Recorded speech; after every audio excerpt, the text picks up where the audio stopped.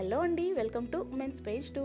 ఈరోజు వీడియోలో నేను ధనియాల చారుని ప్రిపేర్ చేస్తున్నాను. చాలా ఈజీగా, చాలా సింపుల్గా ప్రిపేర్ చేసుకోవచ్చు.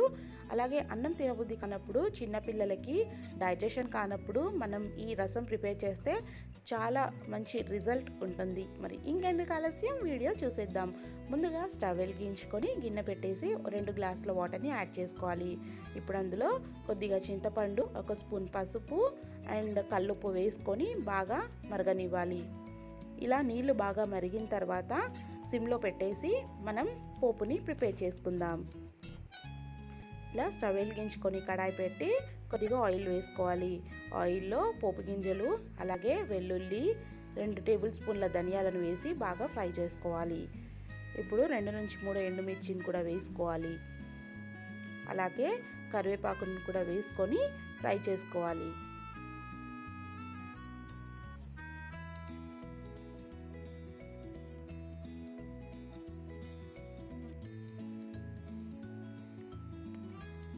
ఇలా అన్నీ బాగా ఫ్రై అయిన తర్వాత మనము రసంలోకి ఈ పోపుని యాడ్ చేసుకోవాలి.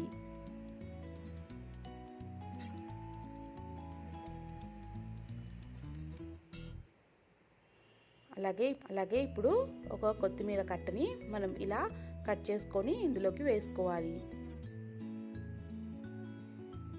ఇలా ఈ నీళ్ళు బాగా మరిగిన తర్వాత మనం ప్రిపేర్ చేసుకున్న పోపుని ఇందులోకి యాడ్ చేసుకోవడమే.